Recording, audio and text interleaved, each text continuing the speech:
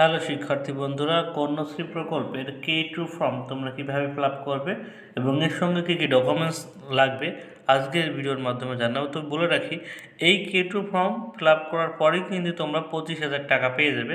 অতএব এই ফর্মটা ফিল আপ করার আগে তোমরা অবশ্যই খুবই সাবধানতার সঙ্গে ফর্ম ফিল আপ করবে, যাতে কোনো ভুল না হয়। ঠিক আছে, ভিডিওটি অবশ্যই মনোযোগ সহকারে দেখবে তোমরা যারা কন্যাশ্রী প্রকল্পের K2 ফর্ম জমা দেবে।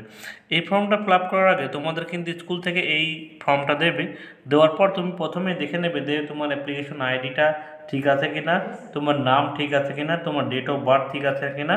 কারণ এই আইডিটা তোমার কিনা তুমি সেটা কিন্তু আগে ভালো করে দেখে নেবে। ঠিক আছে, এখানে তোমার পাশে তোমার ছবি দেওয়া থাকবে। এরপর কিন্তু তোমার ফর্মটা শুরু হবে। এবার ফর্মটা কীভাবে ফিল আপ করতে হবে সেটা তোমাদের বলে দিই।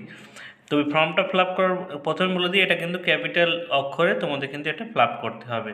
প্রথমেই বলা আছে রিলিজিয়ান, অর্থাৎ তোমার ধর্ম কি, এটা হিন্দু, ইসলাম, বৌদ্ধ, শিখ, খ্রিস্টান, আদার্স, তোমার যার যেটা ধর্ম সেখানে এটা কিন্তু টিক চিহ্ন দেবে। ঠিক আছে, ক্যাটাগরি তুমি জেনারেল নাকি এসসি এসটি নাকি ওবিসি, যেটা যার যেটা ক্যাটাগরি সেইটা এখানে টিক চিহ্ন দেবে, আর কিচ্ছু নেই, শুধুমাত্র টিক দেবে। তারপরে বলছে স্ট্যান্ডার্ড, অর্থাৎ তুমি কোন ক্লাসে পড়ো বর্তমানে। তুমি এটা কিন্তু কন্যাশ্রী প্রকল্পের ফর্ম ফিল আপ কিন্তু 8 থেকে শুরু হয়। অতএব এখানে কিন্তু 8 থেকে 12 দেওয়া আছে। তুমি কলেজে পড়লে কলেজে, 11-এ পড়লে 11-এ, 10-এ পড়লে 10-এ, 12-এ পড়লে 12-এ, যার যেটা সেটা এখানে শুধুমাত্র টিক দেবে। বোথ ফাদার অ্যান্ড মাদার ডিক্রিয়েস, অর্থাৎ তোমার বাবা এবং এখানে বলছে বোথ ফাদার এবং মাদার, এখানে যদি তোমার বাবা অথবা মা এখানে যদি কেউ মৃত হয় তাহলে তুমি ইয়েস হবে, না হলে নো দিয়ে দেবে। ঠিক আছে, কারণ যদি বাবা অথবা মা মারা যায় এ থেকে তাহলে ইয়েস দেবে, না হলে নো দিয়ে দেবে। ঠিক আছে, তারপরে তারপরে একটাই বলছে ডিজেবল, অর্থাৎ তুমি যদি শারীরিকভাবে প্রতিবন্ধী হও তাহলে ইয়েস, নো হলে নো। এবং তুমি যদি শারীরিকভাবে প্রতিবন্ধী হও, যদি ইয়েসে টিক চিহ্ন দাও, তাহলে তুমি কত পার্সেন্ট প্রতিবন্ধী সেইটা কিন্তু এই বক্সে তোমাদের কিন্তু লিখতে হবে। ঠিক আছে, এরপর তোমাদের বলছে আধার নাম্বার, এখানে হচ্ছে আধার নাম্বার, অর্থাৎ তোমার আধার নাম্বার, আধার কার্ডটা আছে কিনা, থাকলে ইয়েস দেবে।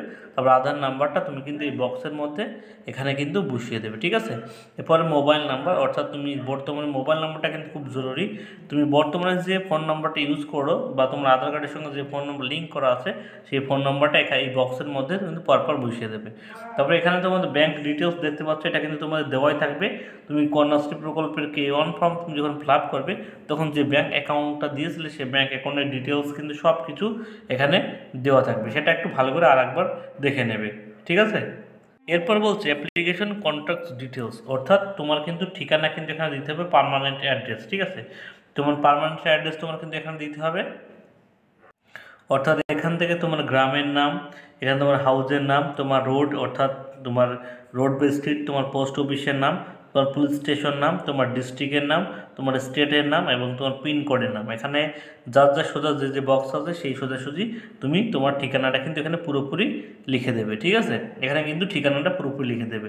এবার নিচের দিকে আসবে, নিচের দিকে আসার বলছে permanent address same and present address, অর্থাৎ তোমার পার্মানেন্ট অ্যাড্রেসের সাথে যদি প্রেজেন্ট অ্যাড্রেস, অর্থাৎ তুমি যদি বর্তমানে যে ঠিকানা আছো সেই অ্যাড্রেস সেম হয় তাহলে এখানে টিক চিহ্ন দেবে। এখানে কিন্তু কোনো কিছু লেখার আর প্রয়োজন নেই তাহলে। ঠিক আছে, এটা কিন্তু তাহলে কোনো কিছু লেখার প্রয়োজন নেই। তবে তোমার পার্মানেন্ট অ্যাড্রেসের সাথে তুমি প্রেজেন্ট অ্যাড্রেস, অর্থাৎ তুমি বর্তমান যেখানে আছো সেটা যদি আলাদা হয় তাহলে কিন্তু এগুলো আলাদা আলাদাভাবে তুমি বর্তমান প্রেজেন্টে যেখানে আছো সেটা কিন্তু ফিল আপ করবে। ঠিক আছে, এই কিন্তু প্রথম পেজের কাজ। প্রথম পেজের কাজ কিন্তু এইগুলো করলেই কিন্তু কমপ্লিট হয়ে যাবে।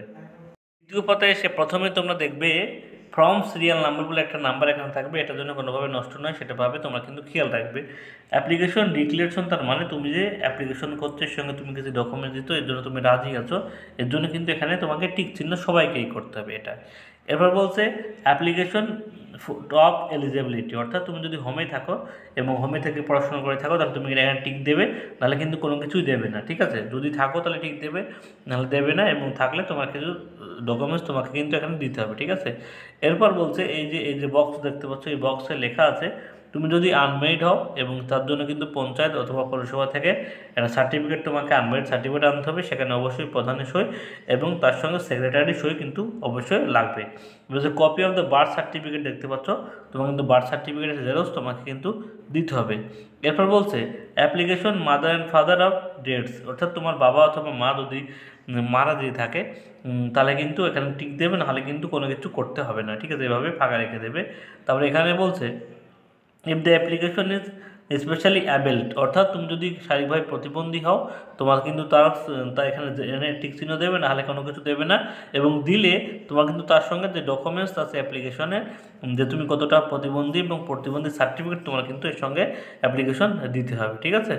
এরপরে আছে আদার্স ডকুমেন্টস, এতে bank copy of the bank passbook show bank account দিচ্ছে, অর্থাৎ তোমার ব্যাংকের পাসবুক প্রথম পাতার জেরক্স তোমাকে কিন্তু এখানে দিতে হবে, যেখানে ব্যাংকের নাম, আধার কার্ড, ব্যাংকের নাম, তোমার কিন্তু আইএফসি কোড সব কিছু লেখা আছে।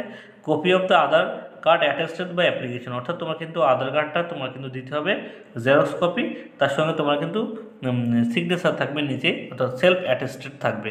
এবার বলছে এখানে তোমরা দেখতে পাচ্ছ তুমি যেদিন ফর্মটা জমা দেবে সেই তারিখটা এখানে দিয়ে দেবে।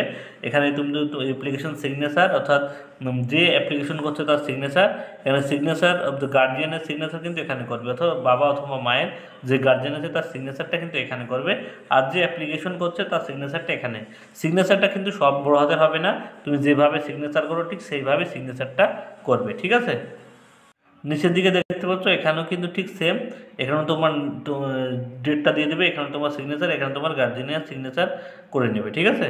এবার নিচের দিকে যেটা আছে, যে অপশনটা আছে সেটা হলো হোমে থাকা স্টুডেন্টের জন্য। কেউ যদি হোমে থেকে পড়াশোনা করো তাহলে তোমার সেই হোমে যেখানে তুমি পড়াশোনা করো তার সেই হেড অফ, তার সিগনেচার লাগবে, তোমার সেই হেড অফ ডিপার্টমেন্টের। এবং তুমি যদি হোমে না থাকো তাহলে তুমি বর্তমানে যে স্কুলে পড়ো সেই স্কুলের সিগনেচার অফ দ্য ইনস্টিটিউট, তার স্কুলে থাকলে সেই স্কুলের হেডমাস্টারের সই লাগবে, সিল লাগবে। তুমি যদি কলেজে পড়ো তাহলে কিন্তু কলেজের সিগনেচার বা সই লাগবে, যে হেড অফ আছে, ঠিক আছে। এই কিন্তু টোটাল ফর্ম ফিল আপটা কিন্তু কমপ্লিট হবে, ঠিক আছে। আর কিছু নয়, এইগুলোই কিন্তু যাবতীয় ফর্ম ফিল আপটা। লাস্ট পেজ থাকবে তোমাদের কিন্তু আধার ডিক্লারেশন ফর্ম, অর্থাৎ তুমি যে আধার কার্ডটা ব্যবহার করার অনুমতি দিচ্ছ তার জন্য কিন্তু এই ফর্মটা, এই ফর্মে সেই আধার কার্ডের নাম্বারটা এখানে পরপর লিখে দেবে, এখানে তোমার সিগনেচারটা তুমি এখানে করে দেবে, আর কিছুই নয়। এটাই কিন্তু থার্ড ফর্ম, ঠিক আছে। এই কিন্তু যাবতীয় ফর্ম ফিল আপটা কিন্তু কমপ্লিট হয়ে গেল। এটা কিন্তু কন্যাশ্রীর K2 ফর্ম ফিল আপের পুরো ডকুমেন্টস। এবং এর সঙ্গে তোমাদের কী কী ডকুমেন্টস দিতে হবে সেটা আগে বলে দিই। তোমাদের এর সঙ্গে প্রথমে তোমার ডকুমেন্টস দিতে হবে তোমার বার্থ সার্টিফিকেট, ঠিক আছে, তোমার আধার কার্ড, তোমার কিন্তু আনমেরিড সার্টিফিকেট, ভালো করে শুনবে, তোমার আনমেরিড সার্টিফিকেট, তোমার কিন্তু বাবা মায়ের আধার কার্ড, ভোটার কার্ড, তোমার আধার কার্ড, ভোটার কার্ড না থাকলে তোমার বার্থ সার্টিফিকেট, আনমেরিড সার্টিফিকেট, তোমার স্কুলের অ্যাডমিট কার্ড, মাধ্যমিকের, ব্যাংকের পাসবুক, এইগুলো দিয়ে তুমি কিন্তু তোমার স্কুলে গিয়ে তুমি যদি স্কুলে পড়ো স্কুলে গিয়ে কিন্তু জমা দিয়ে দেবে, তাহলে কিন্তু যে 25,000 টাকা পাবে কন্যাশ্রী K2 প্রকল্পের, এটা কিন্তু তুমি পেয়ে যাবে, ঠিক আছে। এই ছিল একটি সম্পূর্ণ K2 প্রকল্পের ফর্ম ফিল আপ। কারো যদি ভিডিওটি ভালো লাগলে সাথে অবশ্যই একটা লাইক, কমেন্ট, শেয়ার করো, এবং চ্যানেল নতুন ভিজিট করলে অবশ্যই চ্যানেলকে সাবস্ক্রাইব করে রেখো। সবাইকে ধন্যবাদ।